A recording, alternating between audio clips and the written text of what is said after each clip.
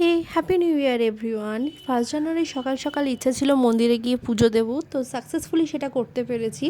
সকালবেলা গিয়ে আগে মন্দিরে পুজো দিয়েছি, তারপরে চলে গেছিলাম হচ্ছে বাজারে, কারণ ঘরে কাঁচা বাজার কিছু ছিল না, তো সেটা করতে হতো। বাড়ি এসে করেছিলাম গোটা গোটা লোটে মাছের ঝাল, যেটা আমি আগে কখনো করিনি, আর করেছিলাম বিউলির ডাল আলু পোস্ত। কালকে অনেক উল্টোপাল্টা খাওয়া হয়েছে, তো ওই জন্য আজকে সিম্পল মেনু।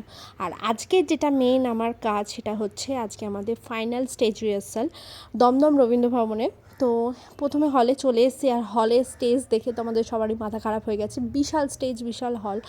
তো যাই হোক, এখানে এটা আমাদের এইবারের নৃত্যনাট্যের যেটা মেইন আকর্ষণ, বীরাঙ্গনা কাব্য।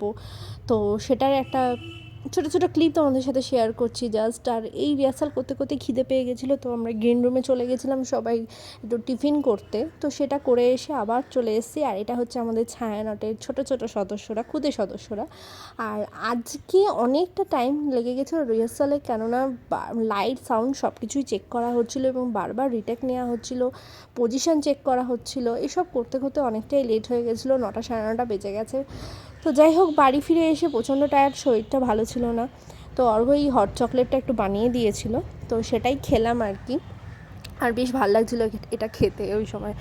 তো ডিনারে বানাচ্ছিল অর্ঘ মিক্স চাউমিন, গার্লিক চিকেন আর গাজরের হালুয়া। তো এগুলো ডিনারে ছিল। আমি আপাতত একটু রেস্ট নিই, সামনেই প্রোগ্রাম রয়েছে, শরীরটা খুব একটা ভালো নেই। তো যাই হোক, ঠাকুর ঠাকুর করে সব ভালোভাবে মিটে গেলেই ভালো। আপাতত টাটা সবাইকে।